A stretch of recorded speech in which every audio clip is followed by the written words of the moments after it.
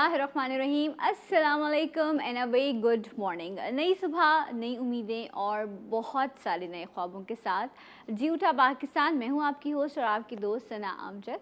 उम्मीद करती हूँ कि आप सब खैरियत से होंगे और अल्लाह ताला हम सबको एक दूसरे के लिए आसानियाँ बांटने की तौफीक दे। और इससे बढ़कर जो है यकीनन वो तो हम हमेशा कोशिश करते ही हैं। कहते हैं ना कि वतन एक होता है, मुल्क तो बहुत सारे होते हैं, और ये जो हमारा वतन है प्यारा पाकिस्तान, इससे मैं आप हम सब बहुत मोहब्बत करते हैं। इस पे कोई और बात हो ही नहीं सकती। लेकिन क्या सिर्फ मोहब्बत कर लेना और नेशनल डे पर अपने घर को सजा लेना, अपनी गाड़ी पर जो है वो फ्लैग लगा लेना, क्या बस यही मोहब्बत है? हाँ, ये मोहब्बत तो है, लेकिन मोहब्बत अक्सर आपसे कुछ तकाज़े भी करती है। आसान नहीं होता मोहब्बत करना। तो ये जो मिली मोहब्बत है ना, ये जो हुब्बुल वतनी है, ये जो अपने वतन से मोहब्बत है, ये आपसे तकाज़ा ये करती है कि चाहे आप किसी भी कैटेगरी में काम कर रहे हैं, आप किसी भी प्रोफेशन से वाबस्ता हैं, किसी भी उम्र में हैं आप अपने मुल्क के लिए कुछ बेहतर करने की कोशिश करें। और कोशिश कब होती है? जब ख्वाहिश होती है, जब मोहब्बत होती है, और ऐसे बेशुमार लोग मेरे इस प्यारे वतन में बसते हैं जिनके पास, यकीन करें, वसाइल नहीं हैं, लेकिन वो अपने वतन से इतनी मोहब्बत करते हैं कि वो ख़ुद जो है ना अपने लिए वसाइल जो है वो क्रिएट करते हैं। और जो भी अल्लाह ताला ने उनको हुनर दिया है, जिस भी तरह की सलाहियत उनके अंदर मौजूद है, चाहे वो अच्छा लिखने वाले हों, चाहे वो पेंट ब्रशेज़ उठाकर कोई पेंट करने वाले हों, चाहे वो म्यूज़िशियंस हों, चाहे वो आर्किटेक्ट की फ़ील्ड से हों, चाहे वो हमारे काश्तकार हों, वो अपनी अपनी फ़ील्ड में रहते हुए वो ये कोशिश करते हैं कि वो सबसे पहले तो हम जो भी काम कर रहे होते हैं, हमारी ये कोशिश होती है कि जी जो हमारी इमीडिएट फैमिली है वो खुश हो जाए, हमारे ख़ानदान में, हमारी बरादरी में हमारा नाम हो जाए कि यार उसका बच्चा तो जो है ना वो तो बहुत बड़ा काम कर रहा है या बड़ा अच्छा काम कर रहा है, या उस फैमिली की लोग मिसालें दें। फिर हम इससे एक लेवल और ऊपर सोचते हैं, फिर हम कहते हैं नहीं, कोई ऐसी चीज़ होनी चाहिए कि मेरी पहचान बने, इलाके में, मोहल्ले में, मेरे शहर में मुझे लोग जानें। और इस तरह स्लोली ग्रेजुअली, अच्छा, ये जो स्टेप बाय स्टेप इंसान तरक्की करता है ना, इसमें बड़ी कामयाबी है। आप ख़ुद भी अपने आप में बेहतर महसूस कर रहे होते हैं, आपकी फैमिली आपको प्राउड फील करा रही होती है, ख़ुद प्राउड फील कर रही होती है। और फिर जब आप ज़्यादा मेहनत करके अपने आप को आगे लाने की कोशिश करते हैं, तो ना सिर्फ आप अपना नाम रोशन करते हैं, बल्कि आपके साथ जो इस प्यारे मुल्क का झंडा मौजूद है, आप उसको भी बहुत सारे लोग जो है वो इंटरनेशनल लेवल पर रिप्रेजेंट कर पाते हैं। मैं ये सारी बातें आज आपसे इसलिए कर रही हूँ कि आप कोई भी काम करते हैं, दयानतदारी के साथ, सच्चाई के साथ अपने काम को आप करते रहिए। यकीन कीजिएगा, ये जो मेरी और आपकी ख्वाहिश है ना कि हम अपने मुल्क के लिए कुछ कर सकें, यकीन करें ये एक कंट्रीब्यूशन ही है। चाहे आप एक फल फरोश हैं, आप फल बेचते हैं, ईमानदारी के साथ भेजिए, जितना वज़न है उतना वज़न दीजिए और जितनी कीमत है उतनी वसूल कीजिए। ये भी आप इस वतन से और इस वतन के लोगों से मोहब्बत का इजहार करेंगे। मैं ब्रेक लूँगी, लेकिन ब्रेक के बाद जो मेरे साथ मेहमान मौजूद होंगे वो इतनी मोहब्बत करते हैं अपने मुल्क से कि उन्होंने Guinness Book of World record में तकरीबन 50-60 जो है वो इस वक्त रिकॉर्ड वो बना चुके हैं। ना सिर्फ वो ख़ुद, बल्कि अब जो उनकी अगली नस्ल है वो भी इसी कोशिश में है कि पाकिस्तान को जो है वो और आगे ले जाया जा सके और रिकॉर्ड्स बनाए जा सके। कौन कौन सा रिकॉर्ड इन्होंने बनाए हैं और आगे ये क्या कुछ करने जा रहे हैं, ये सब डिस्कस होगा, but right after this break. हमारे साथ रहेगा जी उठा पाकिस्तान में।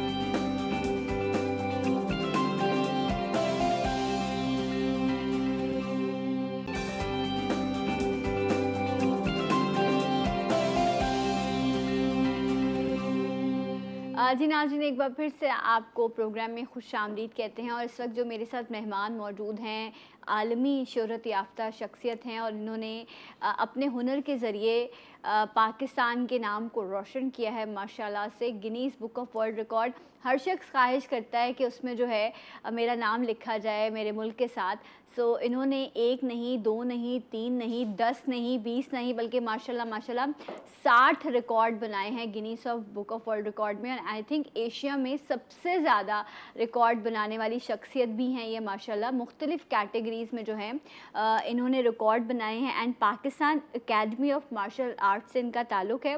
अच्छा, इंटरेस्टिंग बात पता है आपको क्या है कि ये जो अकेडमी है इसने अब तक टोटल 75 वर्ल्ड रिकॉर्ड बनाए हैं, मतलब 75, उसमें से 60 तो इन्होंने ही बना लिए हैं माशाल्लाह माशाल्लाह से।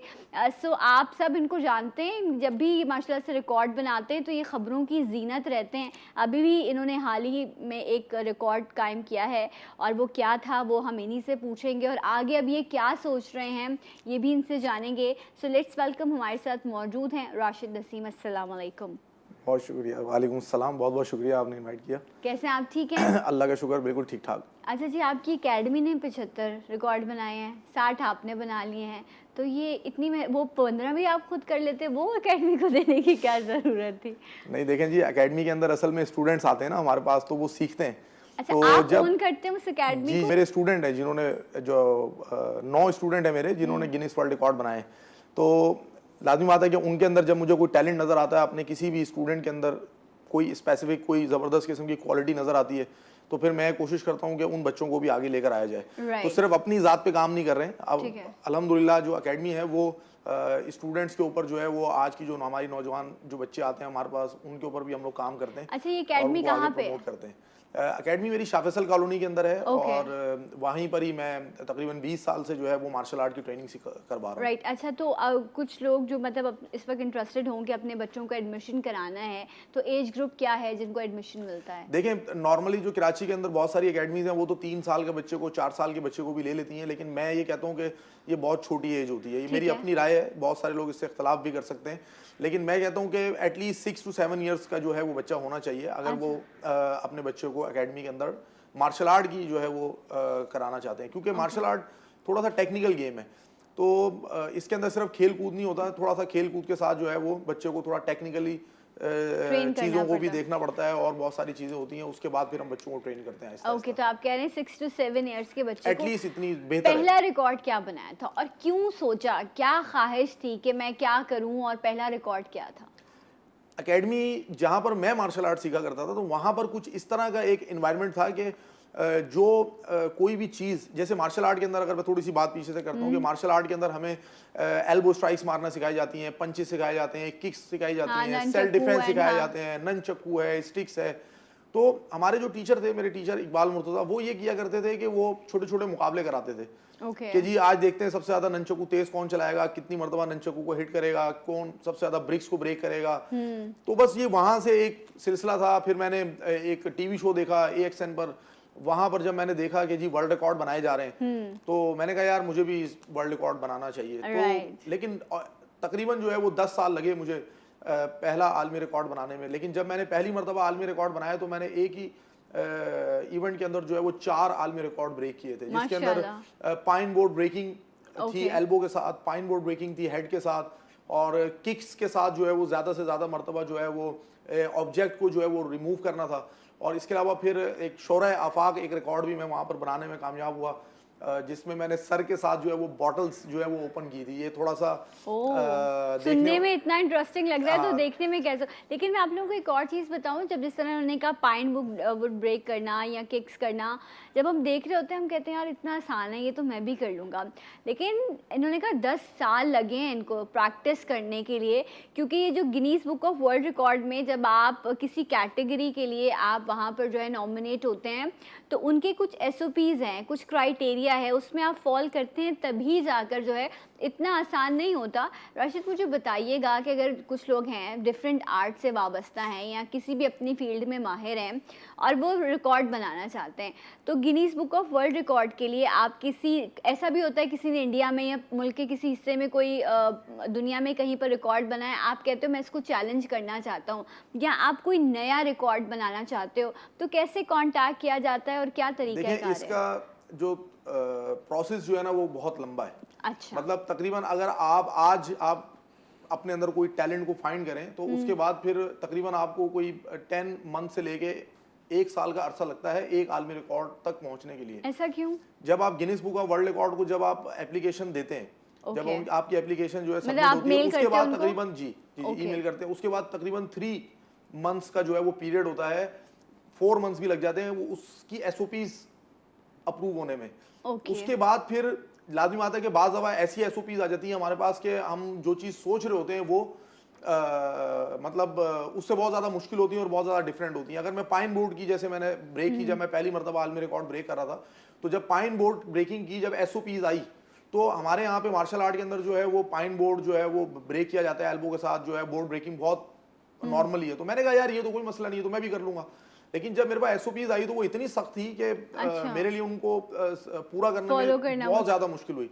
मतलब कि वो लकड़ी जो है वो यूरोपियन होनी चाहिए, उसका जो क्लीन ड्राइड जो मॉइस्चर है वो इतना होना चाहिए, ये इतनी मोटी होनी चाहिए, इतनी पतली होनी चाहिए, इसको पीसीएसआईआर लेबोरेटरी से जो है वो अप्रूव करना है। उसके बाद फिर जो कराची की जो टिम्बर मार्केट है वो जो है इसको जो है एसोसिएशन है वो इसको अप्रूव करेगी, उसके बाद उसके लिए बकायदा एक लेटर जारी करेगी। तो फिर वो तो एक रिकॉर्ड जो है वो बनाया इतना खर्चा हो जाएगा उसके ऊपर ही, तो मतलब ये हर रिकॉर्ड पे जो है एक बजटिंग, एक फाइनेंस भी लगता होगा एक रिकॉर्ड बिल्कुल जी बिल्कुल। ये देखे ना, अब ये सारी एसओपीज जब मैं पूरी करने लगा तो मेरा पहला तजर्बा था, तो यकीन करें कि दांतों तले पसीना आ गया मेरे जिसको आपको कहना चाहिए। लेकिन क्योंकि 10 साल से मैं बहुत ज़्यादा एफर्ट कर रहा था कि यार मुझे कोई गिनीज वर्ल्ड रिकॉर्ड के अंदर नाम दर्ज कराना है, तो बस समझ लें इसी वजह से मैं हिम्मत नहीं हारा।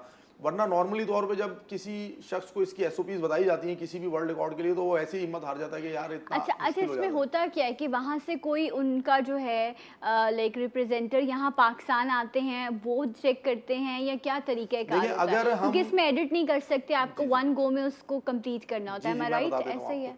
देखिए उनकी, अगर आप उनके किसी नुमाइंदों को पाकिस्तान बुलाना चाहते हैं तो उसकी बड़ी क्लियरली जो है वो फीस लिखी हुई है, $12,000 जो है वो इस वक्त फीस है अगर आप उनका नुमाइंदा यहाँ पर बुलाते हैं। ठीक है। और अगर आप चाहते हैं कि उनका नुमाइंदा यहाँ ना आए, और पाकिस्तान के अंदर जो है विदाउट गवर्नमेंट की जो है उसके बगैर वो आ भी नहीं सकते यहाँ पे, तो अगर आप चाहते हैं कि इस प्रोसेस से आप ना गुजरें तो फिर जो है वो तकरीबन आपको ये सारा जो 10 महीने का प्रोसेस है वो करना पड़ता है। तो आपने जितने भी 60 रिकॉर्ड बनाए इसमें कोई भी रिप्रेजेंटेटिव नहीं आए? इसके अंदर तकरीबन कोई 15 से 20 के करीब ऐसे कुछ 15 के करीब कुछ ऑलमोस्ट रिकॉर्ड्स हैं जो मैंने गिनीज की जो ज्यूरिकेटर्स हैं उनके सामने बनाए हैं। लेकिन वो अखराजात मैंने नहीं किए। जैसे पंजाब यूथ फेस्टिवल के अंदर मैंने जो है कुछ रिकॉर्ड्स बनाए थे, तो वहाँ पर already Guinness book of World record का नुमाइंदा मौजूद था। उसके अलावा फिर मुझे मुख्तलिफ कंट्रीज के अंदर जो है वो बुलाया गया है रिकॉर्ड्स बनाने के लिए।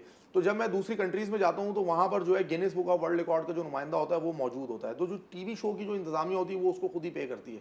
वो बेसिकली मुझे बुलाती है मेरे टैलेंट को देख के, क्योंकि मैंने 60 आलमी रिकॉर्ड्स अब तक मैं बना चुका हूँ। तो जब वो लोग मुझे बुला रहे होते थे तो मेरे पास कभी 25 थे, फिर किसी ने बुलाया तो 30 हो गए, फिर इस तरह वो बढ़ते गए, तो आप अल्हम्दुलिल्लाह 60 के करीब। माशाल्लाह। अभी जो रिसेंट लास्ट आपने किया है उस रिकॉर्ड के बारे में बताइए। जी, ये रिकॉर्ड जो है वो बड़ा मशहूर हुआ है, अल्लाह ने इसकी से बड़ी इज्जत भी दी मुझे। वॉलनट ब्रेकिंग का जो ये रिकॉर्ड था, और इसमें जो है ये पहला रिकॉर्ड ये मेरे पास था। 180 वॉलनट्स जो है वो मैंने ब्रेक किए थे इन 1 मिनट। उसके बाद फिर ये इंडियन एथलीट थे नवीन कुमार, और इनके उस्ताद हैं प्रभाकर रेड्डी, उनके अक्सर मैं रिकॉर्ड्स वगैरह जो है वो ब्रेक करता रहता हूँ, और उन्होंने भी मेरे 1-2 रिकॉर्ड्स ब्रेक किए थे, तो फिर मैंने उनसे वापस लिए। और फिर नवीन कुमार से ने मुझसे जो है ये रिकॉर्ड वापस ले लिया था। तो उसके बाद फिर मैंने ये रिकॉर्ड बनाया। आपने 180 पे किया था, उन्होंने कितना किया था? उन्होंने किया 217। फिर अब आपने कितने ब्रेक किए? फिर मैंने कराची के अंदर जो है वो रहकर एक उन्हीं से रिकॉर्ड वापस लिया, मैंने किए 243। लेकिन फिर ये रिकॉर्ड अभी मंजूर नहीं हुआ था, यानी कि गिनीज की तरफ से अभी रजिस्टर्ड नहीं हुआ था, तो ये पूरी दुनिया में वायरल हुआ। जिसकी न्यूयॉर्क टाइम्स में भी ये रिकॉर्ड लगा। तो जब ये इसको शोरा आफाक किस्म की जब ये शोहरत मिली इस रिकॉर्ड को दोबारा, तो मुझे इटली की जो इंतजामिया थी उन्होंने बुलाया, और फिर जो है वो मेरा और नवीन कुमार का जो है मुकाबला 1-1 हुआ। तो उसमें मैंने फिर जो है वो नवीन कुमार को शिकस्त दी, और उसने जो है वो वहाँ पर 239 वॉलनट्स ब्रेक किए हेड के साथ, और मैंने जो है वो किए 254। तो ये फिर कितने दिन सर में दर्द रहा उसके बाद? दर्द तो खैर नहीं हुआ था, लेकिन ये कि चोट लगी हुई थी थोड़ी सी, तो वो तकरीबन 10 से 12 दिन लगे थे ठीक होने। अच्छा, तो ये प्रैक्टिस है ना वॉलनट ब्रेक करने की, कितनी अर्से प्रैक्टिस की? और जब आप लोग प्रैक्टिस, अब तो माशाल्लाह से आप बहुत ही सॉलिड स्ट्रॉन्ग बॉडी आपकी हो गई है, लेकिन आई रिमेंबर कि वो एक बार ये जो इस तरह के डिफरेंट तरह के हम लोग देख रहे होते हैं कि आप लोग जो है वो रिकॉर्ड्स बना रहे हो, और देखकर अक्सर खौफ भी आ रहा होता है कि ये सारी चीज़ें क्या हैं। तो डर नहीं लगता प्रैक्टिस करने में कभी एक्सीडेंट हो जाए या कोई इंजरी हो जाए, इस तरह की चीज़ नहीं होती? देखिए, अगर आप स्पोर्ट्स की बात करें और मार्शल आर्ट की बात करें, तो किसी भी स्पोर्ट्स के अंदर जो है ना वो इंजरी तो होती है, ठीक है। अगर हम इंजरीज से डरना शुरू कर दें तो हम स्पोर्ट्स नहीं कर सकते, सबसे पहली तो बात ये है। लेकिन मार्शल आर्ट में आप कह सकते हैं कि शायद थोड़ी सी का ज़्यादा इंजरी होती है।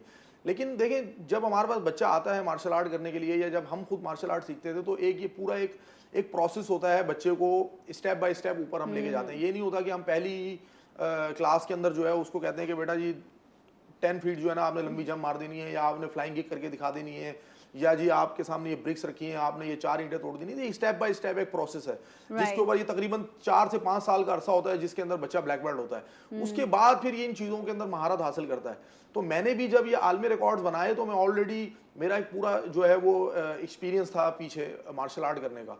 तो तकरीबन 26 ईयर्स मुझे हो गए हैं मार्शल आर्ट करते हुए। तो पूरा तकरीबन आप ये समझ लें कि कोई 17-18 साल का मेरा एक एक्सपीरियंस। अच्छा, ये जो 60 आपने रिकॉर्ड्स मार्शल आर्ट से बनाए, इनमें से सबसे इंटरेस्टिंग या जो सबसे आपका फेवरेट हो, जिसे परफॉर्म करने में बहुत मज़ा आया हो और आप कह रहे हो कि ये मेरी टॉप लिस्ट में है? देखिए, एक रिकॉर्ड का जिक्र करना तो थोड़ा सा मुश्किल है, लेकिन कुछ रिकॉर्ड्स हैं जो मुझे ज़ाती तौर पे बहुत पसंद है, तो उनका जिक्र मैं कर देता हूँ। जैसे दुनिया में सबसे ज़्यादा जो ननचक्कू के जो रिकॉर्ड्स हैं वो इस वक्त मेरे पास हैं। तो ननचक्कू की जो रिकॉर्ड्स मैंने बनाए हैं वो मुझे बहुत ज़्यादा पसंद है। उसमें मैंने 1 मिनट के अंदर ननचक्कू को 350 टाइम्स जो है वो हिट किया हुआ है टारगेट के ऊपर।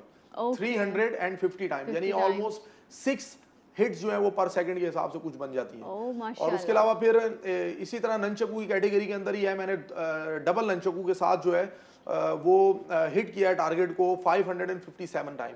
ये ऑलमोस्ट कोई 10 के करीब कुछ बनती हैं। तो इसी तरह फिर मेरे कोकोनट ब्रेकिंग के रिकॉर्ड्स हैं, ब्राउन कोकोनट और ग्रीन कोकोनट के रिकॉर्ड हैं। ये मुश्किल तरीन रिकॉर्ड्स हैं, ये भी मुझे बहुत ज्यादा पसंद है। ग्रीन कोकोनट वो तो फुल अपने कवर में होता है, या ब्लैक भी, तो सो डिफिकल्ट कि आप उसको तो आप फ्लोर पर भी मारे तो वो नहीं टूटता, और आपने उसको हेड से ब्रेक किया। मैंने 1 मिनट में 35 मरतबा जो है उसको ब्रेक किया हुआ है, और ये गिनीज वर्ल्ड रिकॉर्ड के अंदर। उसके बाद वो नारियल कहाँ गए? नारियल तो फिर मेरा सवाल ये है, वो नारियल कहाँ जाते हैं फिर? नारियल तो जो है वो लाजमी सी बात है, जो हमारे पास उस दिन रिकॉर्ड वाले दिन काफी सारे लोग मौजूद होते हैं, तो फिर माशाल्लाह सब। तो जब प्रैक्टिस करते हैं तो ये नारियल वाली कितने अर्से की? फिर नारियल वाले से किसी से कॉन्ट्रैक्ट कर लिया होगा कि भाई मुझे प्रैक्टिस करने तुम रोज ले आया करो? हाँ, नहीं, कॉन्टैक्ट तो नहीं जी, जेब से खरीदने पड़ते हैं। और ये होता है कि जब हम खासतौर पर ब्राउन कोकोनट जब हम ब्रेक करते हैं, तो जो क्लब के अंदर खासतौर पर बच्चे होते हैं उनको बड़ा मजा आता है, और वो कहते हैं लो जी आज तो ब्राउन कोकोनट आए हैं, आज तो ब्रेक होंगे, तो आज तो खाने को मिलेंगे। तो बच्चे जो है बड़े खुश होते हैं। तो छोटी सी एक तफरी वाला माहौल होता है क्लब के अंदर कि आज तो कोकोनट मिलेंगे। तो कुछ बच्चे तो ये कहते हैं सर पहले इसमें से पानी निकाल लें, सर पहले पानी हमें पिला दें, उसके बाद तोड़ दीजिएगा। तो अलग अलग किस्म की फरमाइशी होती है। सबसे मुश्किल क्या था इन 60 रिकॉर्ड्स में से, जिसको करते हुए भी एक होता है ना, अक्सर आप अंदर डर रहे होते हैं बट आप अपना कॉन्फिडेंस शो करते हैं, बिकॉज आई नो बहुत सारे लोग होते हैं, फिर आपको कैमरा फॉलो कर रहा होता है, आपने 1 गो में उस कंप्लीट करना होता है अपना पूरा टास्क। तो सबसे ज़्यादा मुश्किल कौन सा टास्क था? मैं समझता हूँ कि ब्राउन कोकोनट एक रिकॉर्ड था जो मैंने ब्रेक किए थे सर के ऊपर रखवा कर 1 मिनट के अंदर 84। तो ये एक मुझे लगता है कि बहुत ही मुश्किल तरीन रिकॉर्ड था, क्योंकि इसकी प्रैक्टिस के अंदर मुझे हमेशा ही खतरा रहता था कि यार कोई ना कोई चोट किसी भी दिन लग सकती है। और जिस रिकॉर्ड की सबसे ज़्यादा अरसा प्रैक्टिस की वो मैंने की एक पंच का रिकॉर्ड था। 32,000 पंचेस मैंने किए हैं 1 घंटे के अंदर। 32,686 पंच मैंने किए थे, पैड के ऊपर टारगेट के ऊपर हिट किए थे दोनों हाथों के साथ। और ये तकरीबन कोई स्पीड बनती है 545 पंचेस पर सेकंड, सॉरी पर मिनट। तो इसकी तकरीबन कोई प्रैक्टिस मुझे 1 साल से ज़्यादा, 2 साल के करीब मैंने कोई इसकी प्रैक्टिस की थी। तो ये भी मुश्किल तरीन एक रिकॉर्ड था। तो क्योंकि रिकॉर्ड मैंने अलग अलग कैटेगरीज में बनाए हुए हैं। नी स्ट्राइक के रिकॉर्ड्स मेरे पास हैं इस वक्त, पंचेस के रिकॉर्ड्स हैं, किक्स के रिकॉर्ड्स हैं, लाठी जिसे कहते हैं हम उर्फ आम में लोग चलाते हैं, हमारे गांव और देहातों के अंदर बहुत पसंद किया जाता है, उसके भी आलमी रिकॉर्ड जो है वो मेरे पास हैं। तो हर जो रिकॉर्ड है ना उसकी एक डिफिकल्टी अपनी एक। अच्छा, अब आगे फ्यूचर में क्या प्लान है? अभी भी कुछ और रिकॉर्ड्स बनाने? फ्यूचर के अंदर प्लान ये है कि जी रिकॉर्ड्स 100 रिकॉर्ड जो है वो मैं कंप्लीट करना चाहता हूँ। ओके, और इसी के लिए जो है वो कोशिश कर रहा हूँ कि अपनी फिटनेस को बरकरार रखूँ, मेहनत कर रहा हूँ। बच्चे हैं, एकेडमी है, एकेडमी के अंदर एकेडमी रन कर रहा हूँ। लाजमी सी बात है कि बच्चों पे भी काम करें। जैसे मैंने स्टार्ट में ही कहा कि जो बच्चे हमारे पास आते हैं उनके टैलेंट को फाइंड आउट करता हूँ। और ये मेरे जो 10 स्टूडेंट हैं वो Guinness book of World record के अंदर माशाल्लाह, नाम दर्ज ये करवा बड़ी चुके हैं। अच्छी बात है कि खुद साथ तो काम कर ही रहे हैं, लेकिन उन्होंने अपने बच्चों को भी जो है वो आगे बढ़ाया है और वो भी अपने अपने टैलेंट के थ्रू पाकिस्तान का नाम रोशन कर रहे हैं। जो इनकी साहबजादी हैं वो भी किसी से कम नहीं हैं, उन्होंने भी कुछ रिकॉर्ड्स बनाए हैं, वो भी इस वक्त जो है मार्शल आर्ट सीख रही हैं। सो उनसे भी आपको मिलवाएंगे, लेकिन एक छोटे से ब्रेक के बाद हमारे साथ रहिएगा जी उठा पाकिस्तान में।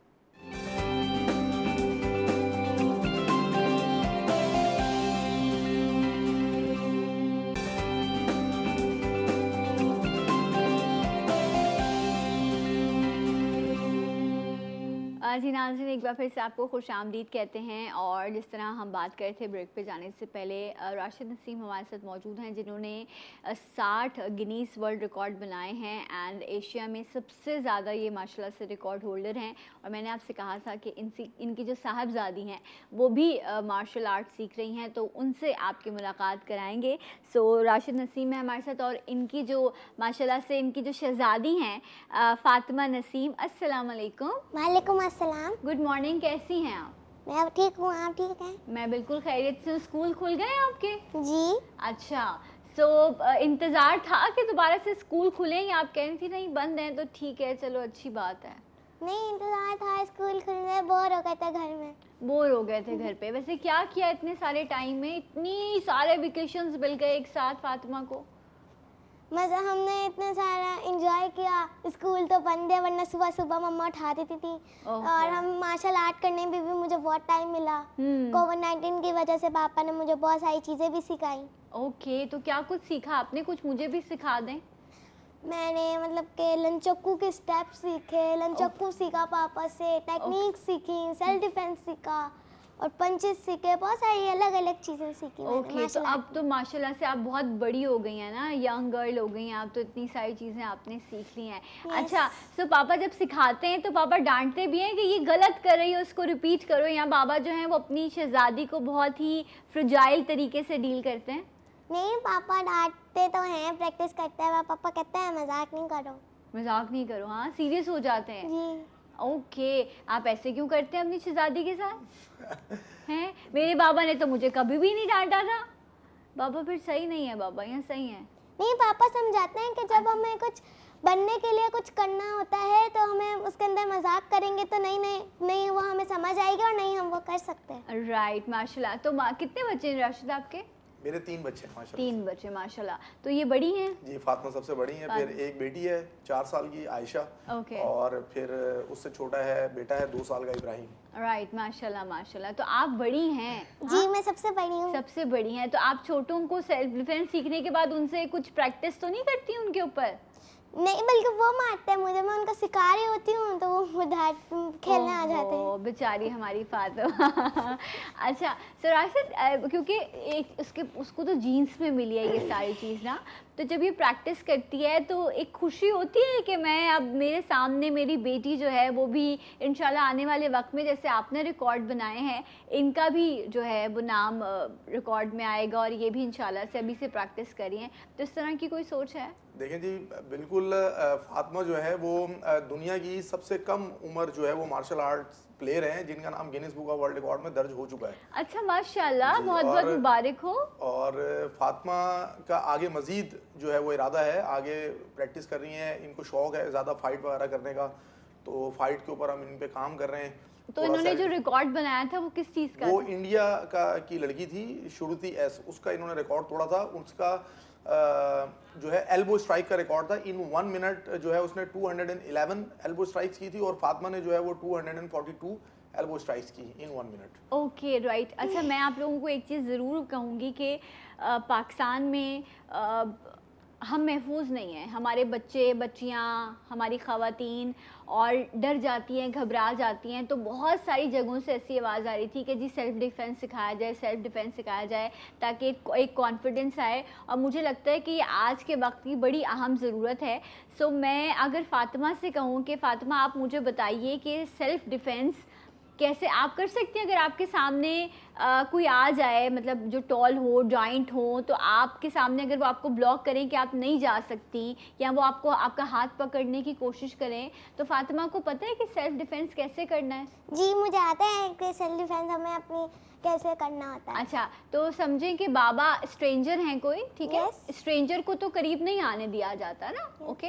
और आपको बैड टच और गुड टच का भी पता होगा। तो अब ये स्ट्रेंजर अगर आपको आके ब्लॉक कर लेंगे तो आप सेल्फ डिफेंस कैसे करेंगी, ये आपको अभी फातिमा करके दिखाएंगी। तो बाबा भी प्लीज़ आ जाए यहाँ पर। असल में फातिमा जो है ना वो अभी बहुत छोटी हैं, तो हमने इनको छोटी छोटी जो टेक्निक्स हैं वो सिखाई हैं, जिसको हम बेसिक्स कह सकते हैं। लाजमी बात है जैसे जैसे बड़ी होंगी तो इनकी जो परफेक्शन है उसमें भी जो है वो इजाफा हो जाएगा। Definitely. तो हमने इसको सिखाया है कि जी हाथ अगर कोई पकड़ ले, कोई आपकी गर्दन पकड़ ले, कोई पीछे से पकड़ ले आपको, कोई सामने से पकड़ ले, तो आप किस तरीके से जो है वो अपना बचाव करेंगी। ठीक है। तो मैं करता हूँ फातिमा, अगर मैं आपको गर्दन से पकड़ लूँ तो आप बताएं कि आप कैसे पकड़ेंगी, बचाएंगी अपने आप को। ये जो ये होता है नीचे का, ये बहुत कमजोर हिस्सा होता है हमारे, तो हमें ये करना है। या! ठीक है, अब आप थोड़ा सा तेज करके दिखाएंगे, ठीक है? जोर से करेंगे, ठीक है? शाबाश, यस, ओके। इस तरीके से। और दूसरे, अगर आपका कोई बाजू पकड़ लेता है, ऐसे हाथ पकड़ लेना है। Next step. ओके, सो जो वीक, इसको पता है कि मुझे हिट कहाँ करना है, Yes, इसको जिससे सामने वाला वीक हो सकता अब है। ये अगर- इसके लिए इम्पोर्टेंट नहीं है कि कोई कितना जॉइंट है, हाइट है, कितना स्ट्रांग है। अगर इसको कोई जैसे कोई इसको उठाने की कोशिश करता है तो इसको ये पता है कि ये फौरन जो है तो ये अपने आप को बचाने की कोशिश करती है कि कोई इसको अगर पीछे से पकड़ लेता है तो ये फौरन, तो ये मतलब इस तरीके से इसको हमने थोड़ा सा गाइड किया है, छोटी छोटी चीजें इसको बताई हैं ताकि ये वक्त पड़ने पर जो है इसको ये किसी भी ये छोटी शख्स के नहीं साथ है, जो है ये- वो 10 सेकंड ये या 15 बहुत सेकंड बहुत कीमती चीजें हैं। मैं रिक्वेस्ट करूंगी गवर्नमेंट से कि आप लोग काम करें और मार्शल आर्ट्स जो है ना, ये इसकी एकेडमीज हर इलाके में, हर ज़िले में, मुझे तो लगता है अब ज़िलों के हवाले से काम होना चाहिए, क्योंकि हमारी बच्चियां, हमारे बच्चे, सबको मार्शल आर्ट आना चाहिए। मैं तो फातिमा आपकी फ़ैन हो गई हूँ मैं लिटरली। इसको थोड़ा सा पंच भी कराता हूँ। हाँ, please आप पंच देखें भी इसकी करवाइए। पंचिंग माशाल्लाह से बहुत अच्छी देखें है। आप, एवरीवन प्लीज़ आप लोग अपने बच्चों को ज़रूर मार्शल आर्ट सिखाइए, और ख़ास तौर पर ये जो सेल्फ डिफेंस है ये तो सबको आना चाहिए। ओके, ये और देखिए, ये पोजीशन है। ओके, रेडी, 1 2 1 2 1 2 1 2 3 1 2 3 1 2 4 1 2 4 और के साथ 1 2 1 2 1 2 1 2 1 2 शाबाश, 1 पंच पंच 1 1 1 तो ये इस पावर से जो है करती है माशाल्लाह से। क्या बात है, ज़बरदस्त। फातिमा प्लीज़ बैठ जाइए, थैंक यू। अब हमें आपसे डर लग रहा है, कोई चाय शाय, कोई पानी ठंडा आपके लिए No, होगा। thank you. अच्छा फातिमा, ये बताओ कि यू नो आप जितनी स्ट्रॉन्ग हो गई हो माशाल्लाह से, अब ये सब चीज़ें जब आप करती हो तो आप अपने फ्रेंड्स को भी ये चीज़ कहती हो कि आपको सेल्फ डिफेंस, ये सारी चीज़ें सीखनी चाहिए, ताकि जो है वो फिर आपको फेयर ना रहे और आपको पता हो कि अपने आप को कैसे आपको सेव करना चाहिए? मैं अपनी फ्रेंड्स को सबको बोलती हूँ कि हमें भी अपना सेल्फ डिफेंस सीखना चाहिए। जगह अगर कोई हमें पकड़ ले या कोई भी गली में या रास्ते में कोई पकड़ ले तो हमें अपना सेल्फ डिफेंस आना चाहिए। राइट, सबसे पहले तो हमें अगर कोई ऐसे कोई आए, आपको चेस कर रहा हो या आपको पकड़े, तो सबसे पहले तो आपको चाहिए कि आप थोड़ा सा शोर मचाएं ना, ज़ोर से Yes. बोलें, ताकि जो भी आपके लेफ़्ट राइट में लोग मौजूद हैं उनको पता चल जाए कि यहाँ पर कुछ गलत हो रहा है। उसके बाद तो आपको पता है कि कोई गर्दन से पकड़ेगा तो क्या करना है, हाँ, हाथ से Yes. पकड़ेगा। सो ये इसलिए प्लीज़ जितने भी लोग देख रहे हैं, मैं आप लोगों से कहूँगी कि ज़रूर हर इलाके में, ज़िलों में, जहाँ गांव देहात, हर जगह पर जो है ये एकेडमीज़ होनी चाहिए। गवर्नमेंट लेवल पर इस पर काम होना चाहिए। राशिद, इनकी परफॉर्मेंस देखने के बाद तो लिटरली मतलब मैं ये कहती हूँ ये कि इस पर इमरजेंसी में काम हो। सो डू यू थिंक कि पाकिस्तान में या कराची में कितनी एकेडमीज़ होंगी जो काम कर रही हैं? देखें कराची के तो अंदर स्कूल्स में भी सिखाना जी चाहिए ये। बिल्कुल। अब पहले तो कराची के अंदर और पाकिस्तान के अंदर इतनी एडवांस एकेडमीज नहीं होती थी, लेकिन अब जो है वो हमारे जो मुख्तलिफ मार्शल आर्ट के जो स्टाइल हैं उन लोगों ने जो है मुख्तलिफ एकेडमीज जो हैं वो बड़े प्रोफेशनल लेवल पर जो है वो अब खोली हुई हैं। और मेरी अपनी एकेडमी जो है वो शाह फैसल कॉलोनी के अंदर है और वहाँ पे काम कर रही है। और फिर मैं यहाँ पर एक चीज़ और भी ऐड कर देता हूँ कि मैं स्पेशली अब जो है वो काम कर रहा हूँ क्योंकि मैं पूरे पाकिस्तान के अंदर फेमस हूँ। बहुत सारे लोग मुझे कॉल कर रहे हैं, बहुत सारे लोग मुझसे सीखना चाहते हैं, और तो उनके लिए मैंने अब जैसे आपने बहुत सारे रिकॉर्ड्स का भी मेरे जिक्र किया था, तो अब तमाम रिकॉर्ड जो है वो इस छोटे से प्रोग्राम में ना बताना पॉसिबल है ना देखना पॉसिबल है। तो उसी के लिए मैंने अपना YouTube चैनल भी बनाया है और उसके ऊपर मैंने अपना जो है, पहले मेरे ये सब चीजें नहीं थी मेरी, ना YouTube था ना इंस्टा था, इतनी सोशली एक्टिव नहीं थे, अब आप सोशल मीडिया पर मैं सोशल मीडिया पे भी एक्टिव हो गया हूँ। मोहम्मद राशिद नसीम के ही नाम से मेरा YouTube चैनल बना हुआ है, उसके ऊपर मैंने ये तमाम टेक्निक्स जो है भी डाल रहा हूँ और फिर मेरे जो रिकॉर्ड्स हैं वो भी मैंने उसमें डाले हैं। तो मैं बेसिकली मकसद यही है कि जो है वो गेम को जो है वो प्रमोट किया जाए। तो जो भी चाहता है, मुझसे बहुत सारे लोग ऑनलाइन भी सीखना चाहते हैं, मुझसे कांटेक्ट कर रहे हैं, तो मैं उसके लिए भी वर्किंग कर रहा हूँ। लाजिम बात है बिजी होता हूँ, अपनी प्रैक्टिस भी करनी होती हैं, स्टूडेंट्स को ऑलरेडी तैयार कर रहा हूँ, मेहनत कर रहा हूँ। अब यहाँ पर देखें पाकिस्तान के अंदर तो आपको वैसे भी अपनी मदद आपके तहत ही सब कुछ करना होता है। यहाँ पे ना तो खिलाड़ी को सपोर्ट दी जाती है और ना ही जो है वो किसी एकेडमी को जो है पर्सनली तौर पे जो है हमारी गवर्नमेंट्स देख रही होती हैं। तो ये सारे काम हमें खुद ही करने होते हैं, तो बस हम अपनी मदद आपके तहत ही कर रहे हैं। अच्छा, एक और भी चीज़ हो सकती है कि ऑनलाइन क्लासेस भी राशिद से ली जा सकती हैं। फिर इंशाल्लाह जब स्कूल्स का बाकायदा तरीके से इंशाल्लाह जब हमें कोविड से छुटकारा मिल जाएगा तो आप अपने स्कूल्स में इनको इनवाइट करें, ये आकर वहाँ पर आपके जो बच्चे बच्चियाँ हैं उनको ये ट्रेनिंग्स दें, उनको सिखाएं। ये बहुत इंपॉर्टेंट चीज़ है एंड स्पेशली मैं पेरेंट्स से ज़रूर इस वक्त मुखातिब होंगी और मैं उनको कहूँगी कि हम ये कहते हैं हमारा बच्चा तो लैपटॉप पर रहता है, हर वक्त मोबाइल देखता रहता है, उसकी कोई एक्टिविटी नहीं है। जब आप उसे डिफरेंट एक्टिविटीज़ में लाएंगे, स्पेशली जिस तरह अभी फातिमा ने आपको दिखाया मार्शल आर्ट्स में, वो अपनी पढ़ाई करेगा, वो अपनी मार्शल आर्ट की प्रैक्टिस करेगा, वो रिकॉर्ड्स की प्रैक्टिस करेगा, तो उसकी जो एनर्जी है वो पॉजिटिव यूज़ होगी, आप भी मुतमईन रहेंगे और आप अपने बच्चों के भी अच्छे मुस्तकबिल के लिए जो है, जो हमेशा ख्वाहिशमंद होते हैं, आप उसके लिए भी फिर पूरी उम्मीद हो सकेंगे। मैं यहाँ पे एक बात ऐड करता हूँ कि मैं मुख्तलिफ स्कूल्स में ऑलरेडी मार्शल आर्ट कराता हूँ, लेकिन मैं यहाँ पे कहना चाहता हूँ कि अगर कोई भी कॉलेज है, कोई भी यूनिवर्सिटी है, कोई भी शख्स अगर मुझसे रब्ता करता है स्पेशली कराची के अंदर और वो मुझसे गर्ल्स के लिए स्पेशली सेल्फ डिफेंस की कोई कैम्प करने के लिए कहेगा, तो मैं इंशाल्लाह ताला उसके लिए हाजिर हूँ। और जितनी मैं उनको अवेयरनेस दे सकता हूँ, किसी कॉलेज में जाके, किसी यूनिवर्सिटीज़ के अंदर जाके, किसी स्कूल के अंदर जाके, तो मेरी खदमात हाजिर हैं। और मैं एज ए पर्सन जो है वो जो अपना एक छोटा सा कंट्रीब्यूशन है वो डाल सकता हूँ, वो मैं राइट। अच्छा, तो फातिमा आप तो Guinness book of World record में आपका नाम आ चुका है, तो अब आगे क्या सोच रही है फातिमा, नेक्स्ट रिकॉर्ड क्या बनाना है? अभी मैंने सोचा है कि मैंने एक रिकॉर्ड बनाना है, अब वो पापा बताएंगे कि वो कब बनाना है, मैं प्रैक्टिस तो कर रही हूँ उसकी। अच्छा, वो कौन सा रिकॉर्ड है ये तो बताएं। सीक्रेट रखा हुआ है इसमें। अच्छा, वो सीक्रेट है। ओके, अच्छा ये बताएं कि जब हम स्ट्रॉन्ग होते हैं तो उसके लिए हमें अच्छा खाना खाना पड़ता है, हमें जंक फूड नहीं खाना होता। तो फातिमा क्या खाती हैं और बाबा ने क्या कहा है कि ये फातिमा ने नहीं खाना? जितने भी फ्रेंड्स आपके देख रहे हैं ना, सब आपकी एज ग्रुप के, आप उनको बताएं कि फातिमा क्या खाती हैं अपनी डाइट में। मेरे पापा मुझे जंक फूड से मना करते हैं, वो कहते हैं जंक फूड हमारे हेल्थ के लिए, हमारी सेहत के लिए अच्छे नहीं होती। राइट, तो आप ब्रेकफास्ट में क्या खाती हैं? मैं पापा चाय खा लेती हूँ, रबर रोटी चाय खा लेती हूँ, मक्खन लगा के खा लेती हूँ। मक्खन लगा के खाती हैं, ओके। और इसके अलावा और क्या कुछ, आप दूध पीती हैं ज़्यादा? जी, मैं मिल्क, पापा कहते हैं बहुत पीना चाहिए। मिल्क ज़्यादा पीना चाहिए ना, इससे आपकी बॉडी और आपकी जो है वो बोन्स, हमारी बॉडी, हमारे पूरे बॉडी के पार्ट्स हमारे स्ट्रांग होते हैं। अच्छा, तो डॉल से भी खेलती है फातिमा या सिर्फ पंचेज ही लगाती है सबको? मुझे मार्शल आर्ट का ज़्यादा शौक है, लेकिन जब मुझे टाइम मिलता है तो मैं टॉयज से भी खेलती हूँ, थोड़ी देर मोबाइल भी देखती हूँ। अच्छा, मोबाइल पे क्या देखती हैं आप? मेरा टैबलेट है, कार्टून देखती हूँ, गेम्स खेलती हूँ। चले, अच्छी बात ये देखें, बच्ची जो है माशाल्लाह से वो अपनी उम्र के हिसाब से उसकी वो मासूमियत और उसका वो जो बचपना है वो भी मौजूद है।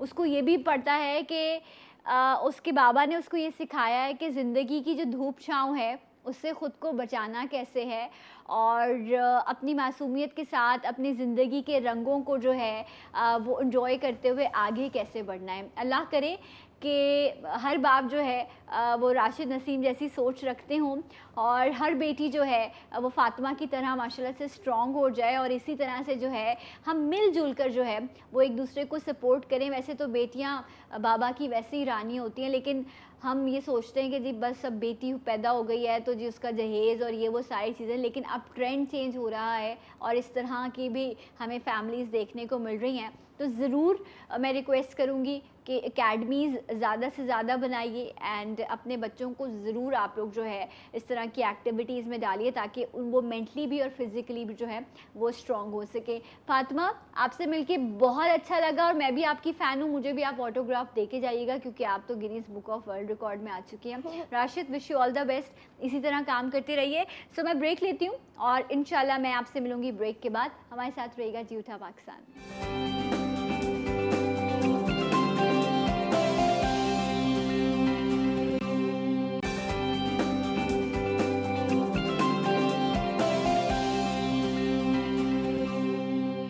जी नाज़रीन, एक बार फिर से आपको प्रोग्राम में खुश आमदीद कहते हैं और तारीख़ में कुछ ऐसे वाक़यात गुज़रे हैं जिनको याद करके अभी भी जो है वो रूह कांप जाती है, एक खौफ सा तारी होता है और इंसान जो है वो बस अल्लाह से तौबा करता है कि अल्लाह ऐसा वक्त ज़िंदगी में दोबारा ना देखने को मिले।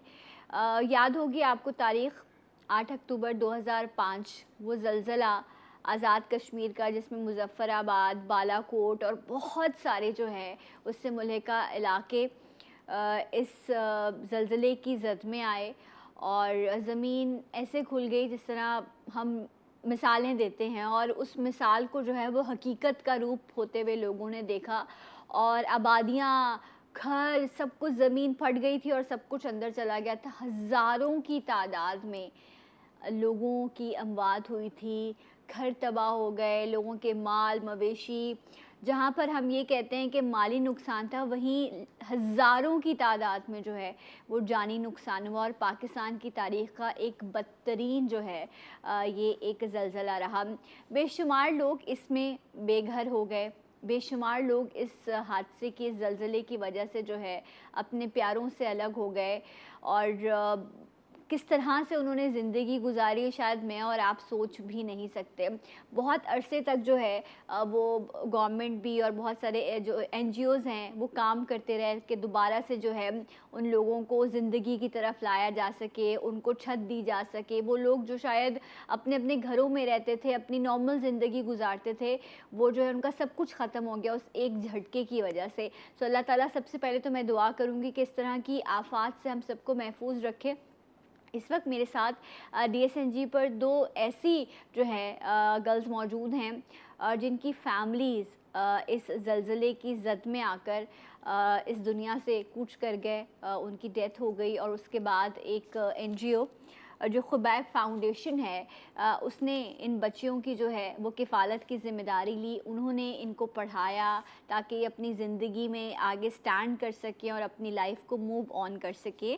सो मैं बहुत मुबारकबाद पेश करूँगी सबसे पहले तो खुबैब फाउंडेशन को कि इन्होंने ये इनिशिएटिव लिया और इस तरह की बच्चियों की किफ़ालत की और इन्होंने भी भरपूर साथ दिया इस फाउंडेशन का और इन्होंने अपना किरदार अदा करके दिखाया। मेरे साथ जो आसिया हबीब मौजूद हैं, जब ये ज़लज़ला आया था उस वक्त ये 7 साल की थी और अब माशाल्लाह से ये जो है अपनी एजुकेशन कंप्लीट कर रही हैं। इन्होंने फ़र्स्ट पोजीशन ली 9th क्लास में, 10th क्लास में। इसके साथ साथ जो है ये 17 गोल्ड मेडल्स ले चुकी हैं, बैडमिंटन चैम्पियन भी हैं। मैं वेलकम करूँगी, मेरे साथ DSNG पर मौजूद हैं आसिया हबीब। अस्सलाम वालेकुम आसिया।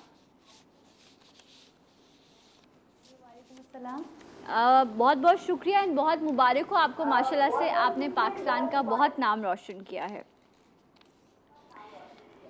Thank you. इसके साथ साथ हमारे साथ अरीबा साजिद मौजूद हैं। जब ये ज़लज़ला आया उस वक्त इनकी उम्र 7 बरस थी। इनकी फैमिली भी इस ज़लज़ले की वजह से इस दुनिया से कूच कर गई एंड ये भी ब्लू बेल्ट हैं और ये भी मेडल्स हासिल कर चुकी हैं, ताइक्वांडो चैम्पियन हैं। सो मैं आपको भी वेलकम करूँगी। अरीबा, कैसी हैं आप? ठीक हैं? जी मैम, अल्हम्दुलिल्लाह। अच्छा, देखो मैं इस चीज़ पर बड़ा बिलीव करती हूँ कि दुख जो हैं उन्हें बार बार याद नहीं करना चाहिए, ज़िंदगी रुक सी जाती है। लेकिन अगर मैं आसिया और अरीबा आप दोनों से ये पूछूं कि कुछ याद है क्या हुआ था 2005 में, उस वक्त कुछ यादें हैं साथ मौजूद? यकीनन होंगी। जी मैम बिल्कुल, ये तो एक ऐसा ज़लज़ला था जिसको हम चाहकर भी नहीं भूल सकते, क्योंकि इसमें बहुत से हमारे नुकसान हुए थे। वहाँ पर जब हम थे मुज़फ़्फ़राबाद में, तो वहाँ पर हमारा घर टूट गया था इस ज़लज़ले में। और उसके बाद जो पाकिस्तान की आर्मी टीम थी, सबसे पहले तो वही वहाँ पे पहुँचे थे। उन्होंने वहाँ पे बहुत सारे रेफ्यूजीज़ ऐसे थे जिनके जो बिल्कुल बेघर हो गए थे। बहुत से लोग ऐसे सड़कों पर और बहुत सी लाशें, बहुत ज़्यादा, मतलब कि पाकिस्तान में इससे बड़ा खौफनाक जो था सानहा इससे पहले कभी नहीं हुआ था। और ये भी अचानक से हुआ जो भी हुआ। और पाकिस्तान की आर्मी जो थी वो वहाँ पर आई, उन्होंने वहाँ पर लोगों को जगह दी रहने के लिए, उन्होंने फ़र्स्ट एड दिया सब लोगों को वहाँ पर रहने के लिए, और उन्होंने कैंपिंग की, हमें वहाँ अपने पास रखा, उन्होंने हमें तमाम सहूलियात मुयस्सर की वहाँ पर। और फिर उसके बाद वहाँ पर अल्लाह ने हम पर अपना बहुत बड़ा फजल करम किया, जो हमें एक इतना अच्छा अदारा मिला। वहाँ पर हुबैया फाउंडेशन की एक टीम आई जो कि चेयरमैन नदीम अहमद खान उसको चला रहे हैं, वो वहाँ पर आए और हमें हुबैया में ले आए, और उसके बाद हमने अपनी ज़िंदगी का दोबारा से आगाज़ किया। माशाल्लाह माशाल्लाह। और डेफ़िनेटली बहुत नुकसान हुआ, बहुत सारे लोगों की जानें चली गई हज़ारों की तादाद में।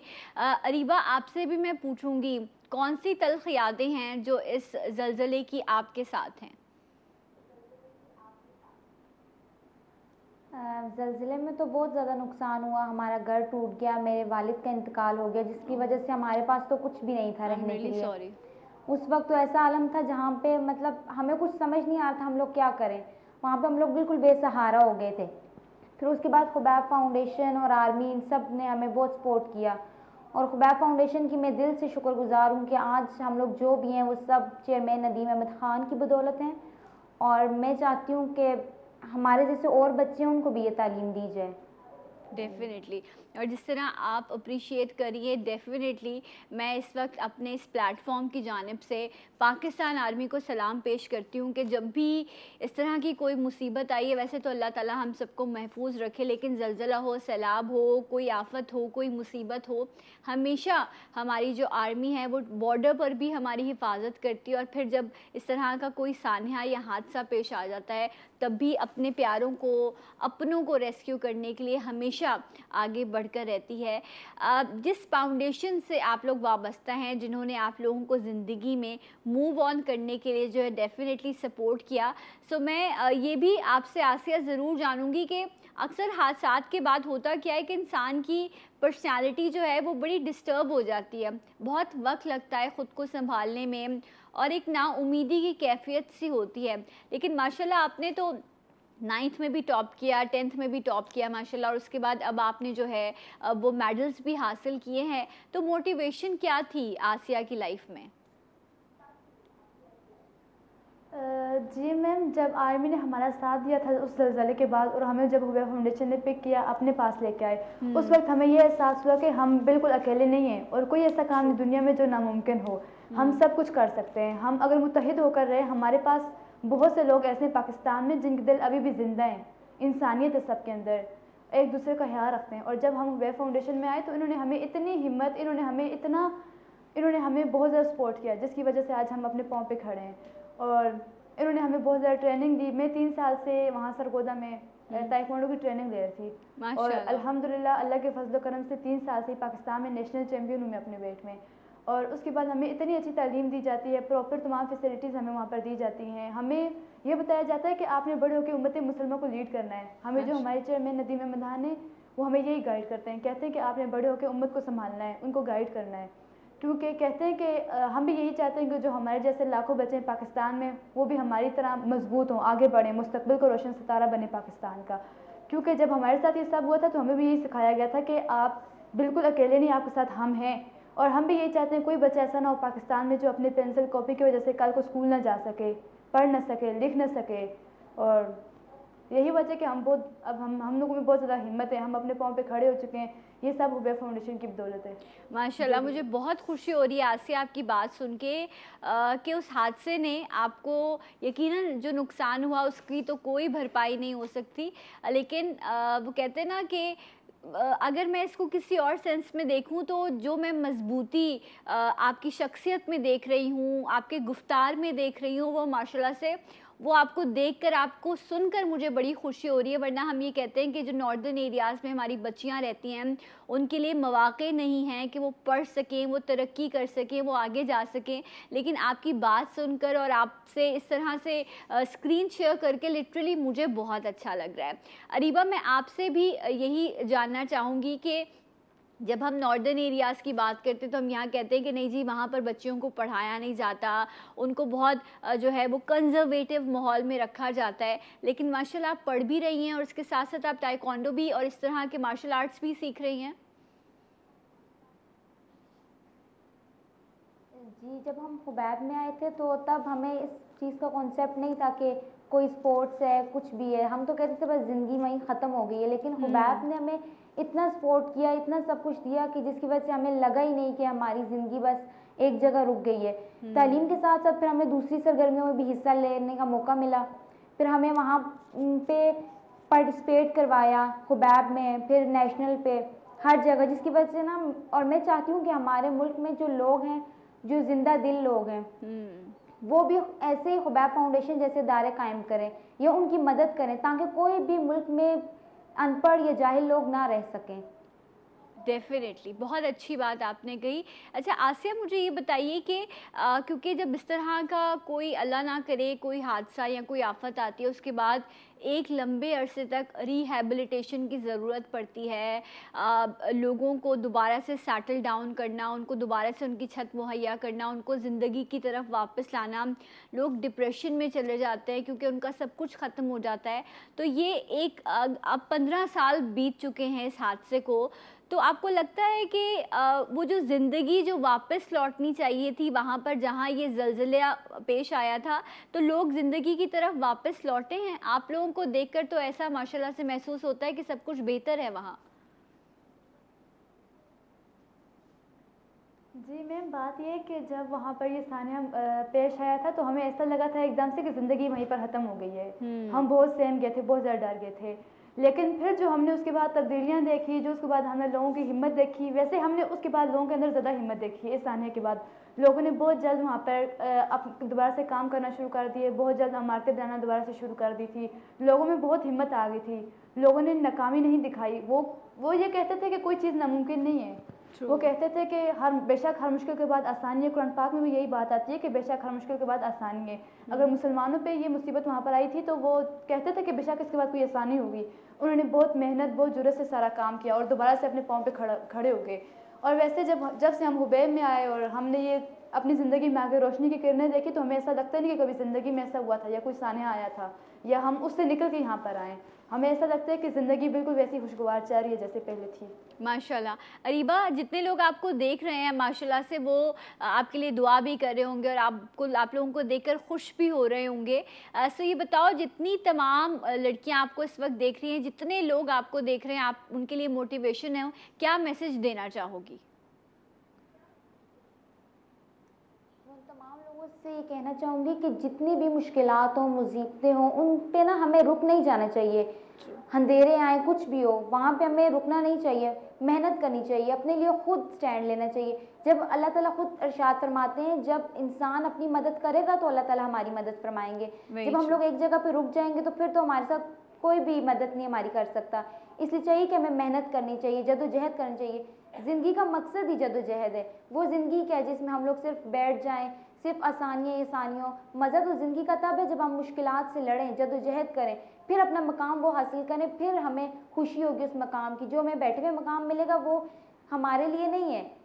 हमें चाहिए कि मेहनत करें, जद्दोजहद करें, उसके बाद जो मकाम होगा वो हमारी असली जगह है। क्या बात है जी, बहुत ही पॉजिटिव और बहुत ही मोटिवेशनल मैसेज था अरीबा की तरफ से। और लिटरली मैं आपको बताऊं, मुझे दिल से खुशी हो रही है कि मैं आप लोगों से बात कर रही हूं और हमारे पाकिस्तान की जो बच्चियां हैं वो इतनी स्ट्रॉन्ग हैं और इतनी अच्छी पॉजिटिव अप्रोच रखते हुए जो है वो अपनी ज़िंदगी को आगे लेकर चल रही हैं। अगर आप जैसी सोच मेरी यूथ की है तो इस पाकिस्तान को तरक्की करने से डेफिनेटली कोई नहीं रोक सकता। आप दोनों को अल्लाह ताला जो है मज़ीद तरक्की और मज़ीद इज़्ज़तों से नवाजे और आप लोगों के नसीब अच्छे करे। बहुत बहुत शुक्रिया, आप दोनों मेरे प्रोग्राम का हिस्सा बनी एंड आई होप कि ये आज का शो जिसमें बहुत सारी मोटिवेशंस थी मेरे लिए भी और आपके लिए भी, इसे आप सब ने पसंद किया होगा। सो मैं ब्रेक लेती हूँ और इंशाल्लाह मैं आपसे मिलूँगी ब्रेक के बाद। हमारे साथ रहेगा जी उठा पाकिस्तान।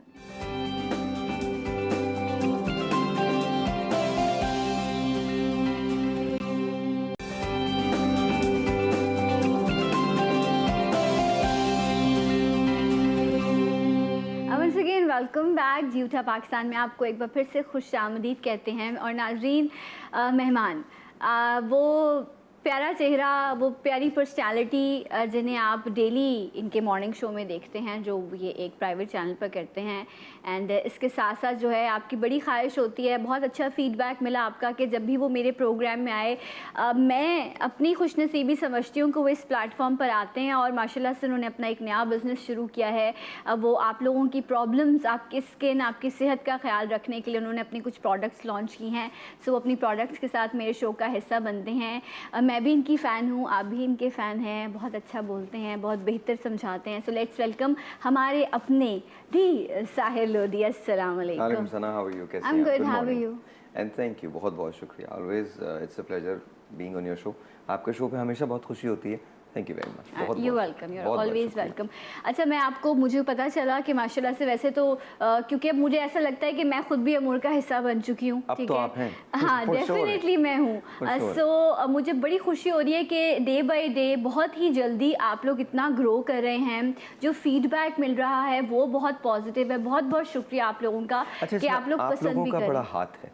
मैं आपको उसका रीज़न बताता हूँ। GTV is, you know, it feels like family to me now, because उसका रीज़न ये है कि ज़ाहिर है आपके थ्रू बहुत सारे लोग इसे देखते हैं, आपके शो के थ्रू, और बहुत सारे जब लोग देखते हैं तो जो मुझे एक बड़ा अच्छा फीडबैक मिलता है वो ये मिलता है कि जेन्युइनली हम जब लोगों के प्रॉब्लम्स को सॉल्व करने की कोशिश करते हैं तो लोग उस पर रिस्पॉन्ड करते हैं and obviously they love you, that's why they are loving us now. Thank you so much. अच्छा जी, अच्छी बात यह है आज एक खुशखबरी, बल्कि कुछ नई प्रोडक्ट्स के साथ जो हैं वो साहिर यहाँ पे आए हैं। चाहे हेयर के प्रॉब्लम हो, स्किन के, वो सारी चीज़ें वो हमने यहाँ पे डिस्कस की। उन प्रोडक्ट्स का भी तस्करा होगा, लेकिन कुछ नई प्रोडक्ट्स, आपको याद होगा लास्ट टाइम मैं साहिर से कह रही थी कि कुछ प्रोडक्ट्स हैं जो पाकिस्तान में नहीं मिलती, बहुत महंगी मिलती हैं। तो उन्होंने कहा था जस्ट वेट, मैं बना रहा हूँ। एंड फाइनली यू नो मैं बेबी क्रीम या बेसिस का वेट करी थी एंड साहिर वो हो चुका है। We did it. Yes, माशाल्लाह। अच्छा, मैं हमेशा चूंकि I'm a guy, Yes. तो अच्छा, guys are very simple at heart. आप देख रही हैं, आप बहुत प्रेप माशाल्लाह बहुत हसीन लग रही हैं। मैं जैसा लगता हूँ मैं वैसे ही लग रहा हूँ। आप बहुत अच्छे और हैंडसम लग रहे हैं। I'm just saying कि guys are like that ना। तो मेरी अप्रोच भी वही है। मेरी अप्रोच ये है कि कोई एक चीज़ हो आपके पास जो आप हर चीज़ के लिए इस्तेमाल कर सकें। तो हमने एक ऐसी बेबी क्रीम डेवलप की है जो हर स्किन के लिए है। आपके पास वो रखी है जी, गोल्ड, या जो हर स्किन के लिए है, हर स्किन टोन के लिए है, ऑयली के लिए है, ड्राई स्किन के लिए है। इट डजेंट रियली मैटर कि आपकी स्किन का इवन कलर टोन क्या है, आप ये बेबी क्रीम इस्तेमाल कर सकते हैं। It is called saffron gold and it is really ये मैं आपको भी इसकी पैकेजिंग दिखा रही हूँ जो मुझे हमेशा बहुत अपील करती है। मैं अभी साहिर को बताई थी, मेरी ड्रेसिंग पे एक पोर्शन बन गया है क्योंकि इनकी पैकेजिंग बहुत अच्छी है। तो दिस इज़ बेबी क्रीम अमूर, बेबी क्रीम सैफरॉन गोल्ड। अब मैं इसकी बॉटल को भी चेक करते हैं। सी, ये इसकी बॉटल है एंड ये वन शेड है जो आप कह रहे हैं कि हर स्किन टोन पर, इट्स फॉर एवरीबॉडी। लाइक जो हमारा एशियन कलर है उस पे आप थोड़े डार्क हैं या आप थोड़ा सा would you believe that this even works with whoever has fairer skin? जो आपकी स्किन है उस पे भी ये काम करेगा। बिल्कुल काम करेगा। अच्छा, कवरेज बहुत अच्छी है। बस आपको मिकदार डिसाइड करनी है कि आपको कितनी लेनी है। बहुत, ये बहुत थोड़ी लगती है, बहुत ज्यादा, मतलब इतना ये देखिए आप, मैंने इसका एक पंप लिया है तो ये काफ़ी ज़्यादा बेस आ गई है। और अच्छा, डायरेक्टली आई थिंक अगर आप इसको इस तरह हैंड में लेकर और आप इस तरह से ड्रॉप करके अपनी स्किन पर लगाएंगे तो एक तो इसकी क्वांटिटी कम यूज़ होगी और ऊपर से इसका पिगमेंट इतना अच्छा है कि ये आपको फ्लॉलेस देगा। हम गलती करते हैं कि शायद बहुत ज़्यादा लगाएंगे तो अच्छा हो थोड़ी सी लगेगी। आई थिंक इस one pump is enough, more than enough. देखिए ये जो है ना, ये जो आपने लिए, ये कम से कम 2 मरतबा आप लगा सकते हो, कम से कम 2 मरतबा, कम से कम, इससे ज़्यादा ही कम से कम। देखिए मैंने ये कहा है कि हमारे मुल्क में बड़ा प्रॉब्लम है और लोग बहुत ज़्यादा अफोर्ड नहीं कर सकते। कोविड-19 की वजह से चीज़ें मुतासर हुई हैं, but that should not stop you from looking beautiful. Yes. मैंने ये कोशिश की है कि आप बहुत थोड़ा सा इस्तेमाल करें इसको। ये 1800 की नॉर्मली अगर आप बीबी क्रीम्स लेते हैं तो दे वेरी एक्सपेंसिव। Yes. बड़े ब्रांड्स जो हैं दे वेरी और बहुत छोटी उनकी जो है ना वो Yeah. क्वांटिटी बहुत कम होती है। आई थिंक इसकी क्वांटिटी काफ़ी बहुत ज़्यादा खासी। है and this is 30 ml and this is for 1800। 1800। Okay. अच्छा वैसे अगर आप ये वैसे तो 3300 की है, लेकिन अगर आपके शो के थ्रू लेते हैं तो ये 1800 की है। राइट सो ये आप ऑफिस जा रहे हैं, आप अपने काम पर जा रहे हैं, इवन कि अगर आपने पार्टी भी अटेंड करनी है तो इसकी फुल अच्छा, कवरेज है। इसके अंदर नॉर्मली बीबी क्रीम की फुल इसके अंदर कवरेज नहीं मॉइस्चराइजर होती। भी और सनब्लॉक भी है। Okay. दोनों चीज़ें हैं, दोनों Right. चीज़ें। तो आप इसको लगाने के बाद अच्छा ये आपको जितनी अच्छी कवरेज देता है, आपके डार्क स्पॉट्स हैं उनको हाइड कर देगा, आपके पिगमेंटेशन है उसको हाइड कर देगा, आपकी टू टोनिंग जो है उसको। अच्छा ये करेक्टर भी है, ये स्लोली ग्रेजुअली आप इसको लगाते रहें, डेली का इस्तेमाल जो है वो आपको टू टोनिंग से निजात दे देता है। Right, interesting. Really really good. अच्छा सबसे बड़ी बात ये आपने अपने हाथ पे लगाई है, स्मेल कीजिए इसको अपने हाथ को। It's good. It is saffron, मतलब Saffron. लिटरली आपको लगेगा कि आपने कोई चीज़ इस्तेमाल की है। इट्स रियली, ये मेरा फेवरेट तरीन चीज़ है। मैं बहुत अरसे से इस कोशिश में था, बिकॉज वुमेन ऑलवेज सेड कि हम कंफ्यूज हो जाते हैं, हमें समझ में नहीं आता कि हमें कौन सा कलर या कौन सा शेड यूज़ करना है। तो बीइंग गाय मैंने कहा कि यार अच्छा कोई एक ऐसी चीज़ होगी जो हम सब के लिए फिट आती होगी, बिकॉज हम सब दर्द को महसूस करते हैं एक ही तरह से, हम सब खुशी को महसूस करते हैं एक ही तरह से। Exactly. तो हम बीबी क्रीम को भी महसूस कर सकते हैं, लगा सकते हैं एक ही तरह से। Trust me it works. अच्छा, 90% लोगों में काम करता है, there are 10%। अभी मैं मेकअप में थी तो मेरी एक कलीग हैं सना हाशमी, वो भी यहाँ से शो करती हैं, तो मैं उनसे ये कह रही थी कि इतनी इन्वेस्टमेंट के बाद एक प्रोडक्ट का मैं जिक्र, मतलब कोई जो मैं यूज़ करती हूँ, मैंने कहा इतने सालों बाद अब समझ में आया कि ये राइट चीज़ है जिसको आप यूज़ कर सकते हैं कि आप कम पैसे में और आपको एक मुकम्मल फुल कवरेज मिल रही है। अच्छा इसके प्राइस 3300 है। ओरिजिनल 3300 है, आपके शो में 1800। ओके, स्क्रीन पर नंबर मौजूद हैं, आप अभी कॉल कीजिए और जब आप कॉल करते हैं तो आप बताइए कि जी उठा पाकिस्तान में आपने देखा था, रेफरेंस दीजिए ताकि आपको डिस्काउंट भी जो है वो मिल सके, क्योंकि स्किन की प्रोडक्ट्स की हम बात कर रहे हैं। मेकअप बहुत इंपॉर्टेंट है, लेकिन इन्होंने स्किन केयर पे भी बहुत काम किया कि आपकी स्किन ही अच्छी हेल्दी होगी तो आपको कम प्रोडक्ट यूज़ करनी पड़ेगी। एंड स्किन केयर के लिए भी साहिर बहुत सारी मैं आपको एक बात बताऊं स्किन केयर में। अच्छा मेरा हमेशा से एक चीज़ रही है कि मैंने राइस को हमेशा, अभी भी अगर आप मेरी स्किन को देखें, जना साथ थी, मैं कोई मेकअप नहीं इस्तेमाल करता। You saw that. अच्छा आई डोंट यूज मेकअप। मैं जो चीज़ तुम आपको लग रहा होगा, पता नहीं शायद कुछ ज़्यादा ही नूर आ जाता मेरे चेहरे पे, बट इन ऑल ऑनेस्टी मैं इस्तेमाल करता हूँ ये अमोर का राइस सीरम। ये जो मैंने rice, it's a very brand new product, rice silver serum है। अच्छा एक बात और बता दूं, ये मेरे 2 साल की कोशिश है। अच्छा 2 साल की कोशिश है। मैंने कोई तकरीबन 18-19 लैब से बात की है। लैब से बात करने के बाद उनका फॉर्मुलेट करवाया, मैंने उनको फॉर्मुलेट करवाया। और ये जो चीज़ है ना, या इसको मैंने यहाँ नीचे लिखा है, अगर आप देखें silver is gold. Silver is gold, okay, ये मैंने लिखा है। मैं इस पे बहुत प्राउडली कह सकता हूँ, अगर आप ये लगा लें, ये इंस्टेंटली आपके चेहरे को टाइट करता है और ब्राइट करता है इंस्टेंटली। आपको रिंकल से ऐसे निजात देता है। अच्छा मैं आपको बताता हूँ, इसका टेक्सचर देखिएगा। इंग्रेडिएंट्स है ना वो भी बड़े मजे के। मैंने अच्छा आप ये देखिए ऐसा ना, मैं दिखाना चाहता हूँ कि टेक्सचर देखिए आप इसका। आपको पर्ल नजर आएगा इसके अंदर आपको सिल्वर नजर आएगा। ये पिंकिश इसका कलर है। ये आपका कलर हो जाएगा, यही आपका कलर हो जाएगा। आपको सिर्फ इतना करना है कि ये थोड़े से 2-3 ड्रॉप्स लेके यहाँ से लेकर यहाँ तक आपको लगाने। एंड दैट्स, आप मुझे इसकी कवरेज बताइए कैसी है, कैसा फील हो रहा है? ये मैं अभी so soft and smell it, smell जरूर कीजिए। ये आप देखें, अगर आपको मेरे हाथ पे इसकी शाइन फील हो रही होगी, सी ये देखें, ये आपको इसकी शाइन फील हो रही है। ये आपने यूज़ करना है ऑन स्किन। ये डे में किसी भी टाइम आप किसी भी वक्त लगा सकते हैं। अच्छा एक बहुत बड़ा नाम है, के से उसका नाम आता है, मैं वो नाम नहीं लेना चाहता, बहुत बड़ी प्रोडक्ट है। यूँ समझ लीजिए कि ये राइस सीरम अगर आप लेते हैं उस प्रोडक्ट का तो वो $96 का है। 90 ब्लू रंग की बोतल होती है, मैं बता रही, आप समझ गए होंगे। $96 का है। और मैं आपको ये, हमने पहले इसकी प्राइस 3300 रखी थी, अब हमने इसको स्लैश करके, बिकॉज बहुत सारे लोगों ने मुझे लिखा कि सर भाई कुछ बेहतर करें, तो हमने इसको 1800 कर दिया। 1800 कर दिया, तो ये सॉरी 1500 कर दिया। ये 1500 का, ये इसका ओरिजिनल प्राइस है 1500, no 3300 and discount price for जियोठा पाकिस्तान इज 1500। आप अभी अगर कॉल करेंगे तो 1500 का, लेकिन इसको आप लगाएंगे तो आपका चेहरा ब्राइट भी हो जाएगा, टाइट भी हो जाएगा, रिंकल फ्री हो जाएगा। और ये कोई किसी भी उम्र के लोग, मर्द या औरत कोई भी लगा सकता है। अच्छा आप ये सोच रहे होंगे कि जी अब चॉइस कौन सी है, ये वाला यूज़ करूँ या जो इससे पहले वाला जो बताया था वो मैं सीरम यूज़ करूँ, तो आपने दोनों यूज़ करना है। एक आप डे में यूज़ कर लें, एक आप इवनिंग में यूज़ करें। सेम सीरम है, नहीं, राइस के अलावा इससे पहले भी हम स्किन की प्रोडक्ट्स डिस्कस कर रहे थे ना, नहीं वो मैं बताऊंगा आपको वो अभी। आप अच्छा हाँ, ओके हाँ, वो राइट, दैट्स डिफरेंट। दैट्स वो डिफरेंट। आपकी मैं ये जो आपके हाथ में है ये बड़ी कमाल चीज है। अच्छा, ये क्या इट इज है? Called Pigma Cure. Pigma Cure, वो लोग जो पिगमेंटेशन के लिए यस है। And it's guaranteed. Right. मतलब वो लोग जो पिगमेंटेशन की वजह से परेशान है, जिनको लगता है कि बहुत सिवियर पिगमेंटेशन नहीं, जिनकी लाइट पिगमेंटेशन है जो अभी शुरू हुई है, जिनकी झाइयाँ आ रही हैं। देखिए हम लोग अक्सर ऐसा होता है सना कि हम बहुत देर कर देते हैं, बाय द टाइम हमको पता चलता है कि हमारे साथ प्रॉब्लम हुई है, वो प्रॉब्लम बहुत ज़्यादा सीप इन कर जाती है। जी। फिर आपको बहुत एक्सपेंसिव ट्रीटमेंट्स के पास जाना होता है। बहुत सारे डॉक्टर्स ऐसे हैं जो इस वक्त इसको यूज़ कर रहे हैं, from doctor Shaila Muni to doctor Ayesha, ये तमाम के तमाम लोग प्रोसीजर्स करने के बाद इसको भी यूज़ करने लगे। So my humble request to you would be कि अगर आपका ऐसा लग रहा है आपको कि आपकी टू टोन स्किन हो रही है और आपकी झाइयाँ आ चुकी हैं और आपको क्लियर और स्पॉटलेस स्किन चाहिए, तो आप ये एक बार पिग्मा क्योर ज़रूर ट्राई करें। ओके। अच्छा, ये एक बात याद रखिएगा, मैं बार बार एक ही बात कहता हूँ, वो तमाम लोग जो आपसे कहते हैं पहली दफ़ा से फ़ायदा होता है, ऐसा नहीं होता। चंद चीज़ें पहली दफ़ा से फ़ायदा करती हैं, ये नहीं। ये आपको कम से कम 1 से 1.5 महीना इस्तेमाल करनी पड़ेगी और ये बॉटल काफ़ी है, और आप विजिबल डिफरेंस पहले वीक के बाद देखेंगे।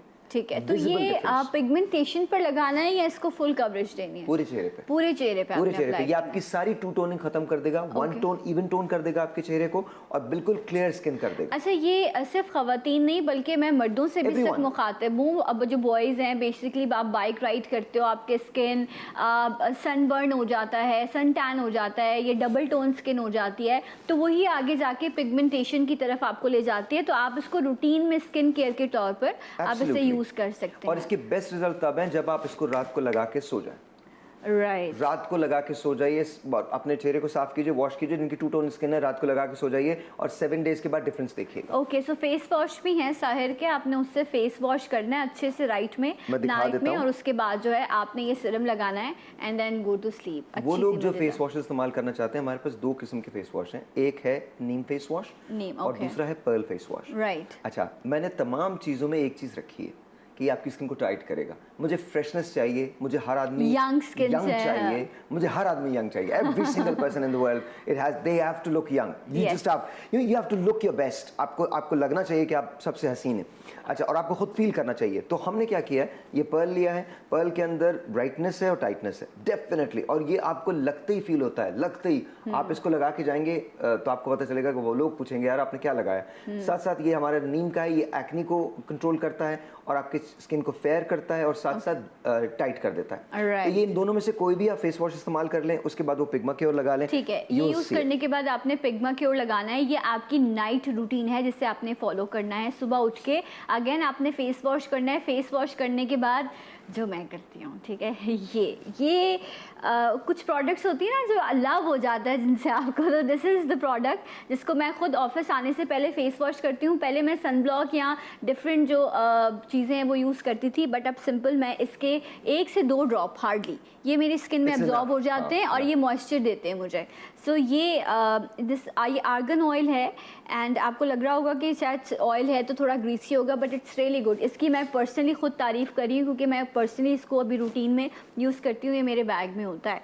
सो साहिर, इसका प्राइस प्लीज़ कंफर्म कर दीजिए। 5000 है अगर आप लेते हैं, बट आपके शो के लिए 1800। ओके, इसमें देखें आपको ये गोल्ड फ्लेक्स नज़र आ रहे होंगे, ये जो हैं आप देखें, एब्सोल्युटली, ये देखिए आप, ये इसकी क्वालिटी है। ये आपकी स्किन को हेल्दी भी करेगा और जो आपको नेचुरल ग्लो चाहिए होता है वो आपने, बल्कि ये बहुत ज़्यादा है, 1 to 2 ड्रॉप्स इज़ इनफ। ये आप इसको यूज़ कर सकते हैं। अच्छा, हम 5 ड्रॉप्स कहते हैं लेकिन आप 1 to 2 ड्रॉप्स। हाँ, मैं हार्डली 2 to 3 ड्रॉप्स लेती हूँ, दैट इज़ फाइन। अच्छा, इसके बाद हम ये आपका एलोवेरा सीरम है, इसकी भी बड़ी तारीफ़ें हैं। बहुत कमाल। ये जो एलोवेरा सीरम है, ये आपकी एक्ने का इलाज है, एंटी एजिंग है, एंटी रिंकल है, क्लियर स्किन है, डार्क स्पॉट्स रिमूवल है, ये तमाम चीज़ें, और फ्रेग्रेंस कमाल है। ये आप कभी भी इस्तेमाल कर सकते हैं। ये लगाने के बाद आपको किसी मॉइस्चराइजर की ज़रूरत नहीं है, आपको किसी लोशन की ज़रूरत नहीं है, सन टैनिंग की सनस्क्रीन की ज़रूरत नहीं है। दिस हैज़ एवरीथिंग, ये ऑर्गेनिक एलोवेरा के साथ। अच्छा, नॉर्मली एक क्वेश्चन होता है कि जी प्रोडक्ट लगा के आप कहीं बाहर सन एक्सपोजर हो तो कोई प्रॉब्लम ना हो, तो इनमें से कोई ऐसी हमारा चीज़ नहीं जी है? ओके, मैं आपको सिर्फ ये कहता हूँ, ये हमारी जो प्लैटिनम गोल्ड क्रीम है, इसको लगाने के बाद आप 15 मिनट के लिए घर में रहें। 15 मिनट, सिर्फ 15 मिनट तक सन पे ना जाए। ठीक है। लगाने के बाद वो जज्ब हो जाएगी, 15 मिनट के बाद आप जा सकते हैं। ओके। इसका फ्रेग्रेंस बहुत अच्छा है, ये आपको इंस्टेंटली ब्राइट करती है, इंस्टेंट। Right. 30 सेकंड चैलेंज है, मैं इसके बारे में कहता हूँ 30 सेकंड चैलेंज है, और इस 30 सेकंड के अंदर यू गेट इंस्टेंट ब्राइट, और ये this is just amazing amazing. तो ये आप कर सकते हैं, लेकिन इसको लगाने के बाद 15 मिनट के लिए आप घर में रहें, 15 मिनट के बाद you can do anything that you want. अच्छा, इस प्रोडक्ट पे एक कमेंट मिला मुझे मेरी अम्मा की तरफ से। मम्मा कहती हैं जब हम कॉलेज में जब जाया करते थे ना, एक क्रीम आती थी, वो हम हल्की सी लेते थे और मुंह पे लगाते थे, एकदम से कलर चेंज हो जाता था, उसके बाद हम काजल लगाते थे एंड वी आर फाइन। मैंने कहा अगर आपको याद है ऐसी एक क्रीम। अच्छा, वो असल में व्यूअर तो हमारे ऐसे लोग हैं घर देखने वाले। आपकी मदर बिल्कुल ठीक कह रही है। सो कहते हैं कि मुझे ऐसा लग रहा है कि वो चीज़, वो क्रीम मुझे वापस मिल गई है। मैं आपको बताऊं, मैं बहुत अंदर से मैं बहुत ओल्ड सोल हूँ। हाँ। मेरा जो बेसिक मकसद था इसको क्रिएट करने का, वो सिर्फ एक था कि क्या झटपट कुछ हो सकता है। वो लोग जिनको थोड़ा सा प्रॉब्लम होता है, वो लोग जो थोड़े से ये समझते हैं कि यार, क्योंकि हमारा माशरा ऐसा है ना, तो उनको बेहतर फील करना चाहिए, और फिर ग्रेजुअली जब ये आपको तब्दील करती है ना, तो बड़ा कमाल होता है। जब ये ग्रेजुअली आप इसको लगाते रहें, और 1 महीने बाद लोग आपसे पूछते हैं अच्छा, फिर एक दिन आप नहीं लगाएंगे और आपको लगेगा यार माई colour is really good, my skin is really good, it's glowing. तो ये आपको इंस्टेंट ग्लो देता है, इंस्टेंट शाइन देता है, इंस्टेंट ब्राइटनेस देता है, टाइट करता है, आपके पोर्स को टाइट करता है, आपको रिंकल फ्री करता है, तो इट हैज़ एवरीथिंग। अच्छा, you know the best part is कि ये लोग सिर्फ स्किन ब्यूटी पे नहीं बल्कि स्किन रिपेयर पे भी काम करें। इनकी हर प्रोडक्ट में ऐसी चीज़ें मौजूद हैं जो स्लोली ग्रेजुअली, इनका ये नहीं है कि बस आप हमारी प्रोडक्ट्स लेते रहें। डेफिनेटली जब आपको चीज़ अच्छी मिलेगी तो आप उसको कंटिन्यू यूज़ करेंगे, बट वो ये आपकी स्किन को भी हेल्दी करेगा, जो सबसे अच्छी चीज़ है। नंबर मौजूद है स्क्रीन पर, आपने कॉल करना है। इस क्रीम पर भी आपको डिस्काउंट मिल रहा है। इसका ओरिजिनल प्राइस है साहिर? इसका ओरिजिनल प्राइस 3000 है। 3000 है, और ये लेकिन वैसे 1500 की है आपके लिए। ओके, सो शो जी उठा पाकिस्तान के जरिए आप कॉल करेंगे तो आपको मिलेगा 1500 का ये अमाउंट, मतलब 1500 रुपए का आपको डिस्काउंट मिल रहा है। सो आप अपने लिए भी लीजिए, अपने दोस्तों के लिए भी लीजिए। आगे बहुत ज़्यादा शादियाँ आने वाली हैं तो इनकी बकेट भी बनती है। सो आई थिंक उसमें आप अपनी मर्ज़ी की चॉइस की आप चीज़ें जो हैं वो उसमें रख सकते हैं। कस्मेटिक भी इन्होंने लॉन्च किया है, सो वो भी मैं चाहूँगी कि थोड़ा सा हम उस हवाले से भी डिस्कशन कर लें। हेयर की प्रोडक्ट्स भी हैं, थोड़ा कस्मेटिक को डिस्कस करते हैं, बल्कि अभी स्किन केयर है। ये स्किन केयर है। ये हमने सिल्वर मास्क जो है वो इंट्रोड्यूस किया है। मुझे नहीं पता आप लोग ले पाएंगे या नहीं ले पाएंगे। सिल्वर मास्क आप मुझे प्लीज अगर दे दीजिए तो मैं इसको, आपके पास वो पड़ा हुआ है, I think it's seal. Silver, इसको खोलिएगा नहीं, ऐसी मैं इनको खुला हुआ ये दिखा देता हूँ। ठीक है, ठीक है जी। ये सिल्वर मास्क है और ये लगाइए, ये टाइटनेस के टाइटनिंग देने के काम आता है। इसको मैं कहता हूँ सिल्वर इज गोल्ड। और सिल्वर जो है वो आपको बहुत खूबसूरत रखता है, बहुत हसीन रखता है, आपकी स्किन को मॉइस्ट रखता है, कमाल हाइड्रेशन देता है। इसके अंदर ऐसी चीज़ें शामिल है जो कमाल हाइड्रेशन देती हैं आपको। तो बहुत अच्छा सिल्वर मास्क है, आप इसको इस्तेमाल कर सकते हैं। राइट, तो ये पील ऑफ मास्क है। आपने इसको प्रॉपर आपने फेस वॉश करें अच्छे से, उसके बाद आप इसको मास्क लगा के थोड़ी सी देर, मास्क लगाने के बाद आपने किचन में नहीं जाना, अवॉइड करते हैं, ज़रा रिलैक्स करें, टीवी देखें, मॉर्निंग शो देखें, देन आप इसको पील ऑफ कर लीजिए, तो एकदम से फ्रेश और टाइटनिंग स्किन जो है वो। अच्छा, मैं अभी आपको बताता हूँ, एक और मास्क हमने लॉन्च किया जो मेरा फेवरेट है। ठीक है, and that's the gold mask. Please मुझे दीजिए, क्योंकि वो सील है, तो मैं आपको इस कैमरा में जो है वो दिखा रही हूँ। ये देखिए आप, इसका फील इसी तरह से है कि ये आपकी स्किन को बहुत ही रिफ्रेश करेगा। ये है, देखें, गोल्ड मास्क। अच्छा, and it's very Egyptian. Okay, मैंने ये फार्मूला जो है गोल्ड मास्क का, ये बिल्कुल भी ऐसा नहीं है, ये इट्स इजिप्शियन फार्मूला। वाह, आप इसको लगाइए, आपको फील होगा कि जैसे आप यू आर अ प्रिंसेस और a queen. Seriously, you would feel that. मैं वैसे भी फील करती हूँ। I'm a queen. You are. I think अच्छा, सबको और feel मैं करना इसकी चाहिए। पैकेजिंग अगर आप मुझे दिखा दें। अच्छा, एक चीज़ सिर्फ मुझे बताइएगा शायद, इसको जो है बहुत ही लाइट क्वांटिटी में आपने लगाना है ना, बहुत ज़्यादा नहीं लगाना।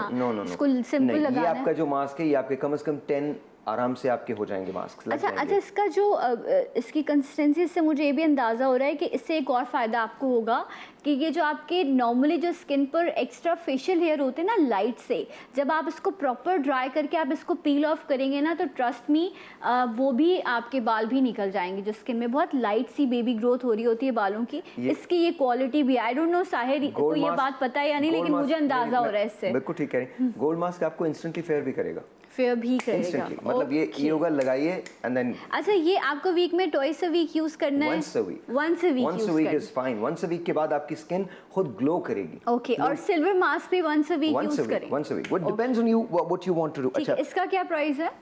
मास्क जितने भी हैं वो सब 1200 के हैं। वो 1200 वो के, 1200 ठीक है। के। सो ये भी, और सिल्वर मास्क भी जो है वो 1200 का है। अच्छा, अगर आप मेरे चेहरे पे आपको कुछ लग रहा है तो वो किस लिए लग रहा है मैं आपको बता देता हूँ। ये तो मैं दिखा सकता हूँ। ये है जी राइस स्क्रब, और इसकी आप स्मेल भी कर सकते हैं। ये राइस स्क्रब है जो मैं हर रोज़, अच्छा ये बड़ा माइल्ड सा है, आप इसको हर रोज़ ना लगाएं। एक्सफोलिएट आपको हर रोज़ करने की ज़रूरत नहीं, आप हफ्ते में 2 बार करें, लेकिन मैं इसको हर रोज़ लगाता हूँ और आप मेरी स्किन को देख सकते हैं। मैं लिटरली आपको बता रहा हूँ, I mean look at my skin. ये मेरी स्किन है और मुझे किसी चीज़ की मेरे पास कोई झाइयाँ नहीं है, कोई कुछ नहीं है, nothing.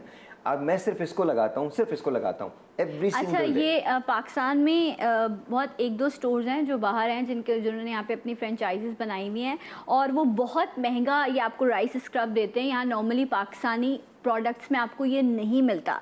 This is so good, ये बहुत अच्छा है। आप अपने हाथों की स्किन को के लिए भी, अपने फेस के लिए, एंड स्पेशली मैं आपको बताऊँ रात में आप अपने लिप्स पे भी इसको अच्छे से रब करें, एंड उसके बाद आप इसको वॉश ना करें। आप इसके ऊपर कोई भी वेजलीन, कोई भी बाम लगा के आप सो जाएं, लिटरली आपके लिप्स भी जो है ना वो पिंक होना शुरू हो जाएंगे। इसकी क्वालिटी है एग्जैक्टली। जब आप लगाते हैं तो आपको एक्सफोलिएट कर देता है, आपकी स्किन को यंग कर देता है, यंग करता है, फौरन यंग करता है। This is really good. I am so happy कि माशाल्लाह इतनी अच्छी चीज़ें जो हैं वो इनकी प्रोडक्ट्स। अच्छा, एक और बात है आपके तवज्जो से मैं कह रहा जी। हूँ, आपका कोई भी प्रॉब्लम हो, खासकर बालों का प्रॉब्लम हो, वेट का प्रॉब्लम हो, आप हमें कॉल कीजिए। हमारे जो अटेंडेंट्स हैं उनसे पूछिए कि वेट लॉस के लिए क्या है, बालों के लिए क्या है। बालों के लिए पूरे सॉल्यूशंस हमने दे दिए हैं अब। राइट, पूरी रेंज है आपके पास हर चीज़ के लिए। अच्छा, वक्त क्योंकि ख़त्म हो रहा है, बट आपके बालों का प्रॉब्लम हो, आपके स्किन का प्रॉब्लम हो, आपके वेट का इशू हो, या आपको कॉस्मेटिक प्रोडक्ट्स चाहिए हो, तमाम तर चीज़ें अमोर कॉस्मेटिक में और इनकी स्किन केयर में मौजूद हैं। नंबर मौजूद है स्क्रीन पर, आप कॉल कर सकते हैं, अपना प्रॉब्लम बताइए कि आपका ये इशू है, उस हवाले से आपको प्रोडक्ट्स मिलेंगी, और बहुत ही अच्छा डिस्काउंट भी जो है वो जी उठा पाकिस्तान के प्लेटफॉर्म से आपको ऑफर हो रहा है। So Sahir, thank you so much, thank you and wish you all the best. इसी तरह अल्लाह करे ये ग्रो करता रहे, और अब तो हम खुद अमोर के साथ हैं तो डेफिनेटली दुआएं भी साथ हैं। तो इंशाल्लाह मैं मिलूंगी आपसे अगले प्रोग्राम में। अपना बहुत ख्याल रखिएगा, फीडबैक ज़रूर शेयर कीजिएगा, और जाते जाते एक आवाज़ एक नारा, पाकिस्तान जिंदाबाद।